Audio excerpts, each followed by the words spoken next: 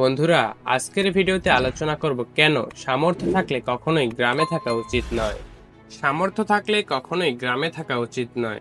গ্রামে 100 বিঘা জমির মালিক হওয়ার চেয়ে শহরে এক টুকরো ভাড়া বাসায় থাকা অনেক ভালো, অনেক সম্মানের, অনেক স্বাচ্ছন্দ্যের। গ্রামে স্থায়ীভাবে বসবাস করাকে কোন দিক থেকে এগিয়ে রাখা যায় বলুন তো? এখানকার বেশিরভাগ মানুষ এতটাই টক্সিক যে তারা তাদের ব্যক্তিগত জীবনের চেয়ে আপনার জীবন নিয়ে বেশি চিন্তিত।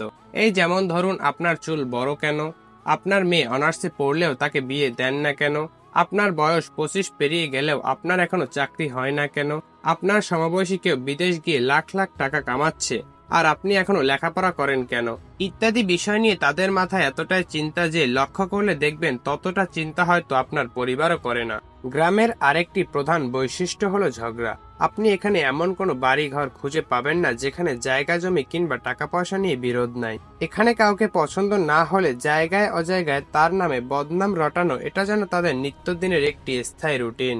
তাদের কাছে সরকারি চাকরি মানেই পুলিশ, হোক সে কনস্টেবল, সেনাবাহিনী হোক সে সৈনিক, কোনো ব্যাপার না, চাকরি তো করেন। তাদের কাছে আপনি সরকারের কত গ্রেডে চাকরি করেন তার থেকে অধিক গুরুত্বপূর্ণ আপনি সরকারি চাকরি করেন নাকি প্রাইভেট। আপনি যদি সরকারি স্কুলের পিয়নও হন তাও আপনার কাছে মেয়ে বিয়ে দিতে রাজি, কিন্তু বেসরকারিতে যত বড় পদেই থাকেন না কেন তারা একটু আমতা আমতা করবেই। তাদের কাছে আপনার উচ্চশিক্ষার চেয়ে আপনার সেই বন্ধুর দাম বেশি যে এসএসসি পাশ করার পরে কোনো সৈনিক বা কনস্টেবল পদে চাকরি করেন।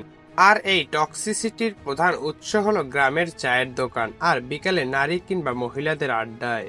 সো বন্ধুরা, আজকের ভিডিওটা এই পর্যন্তই। ভিডিও সম্বন্ধে যদি আপনার কোনো মন্তব্য থাকে তাহলে কমেন্টে জানাবেন। Thanks for watching.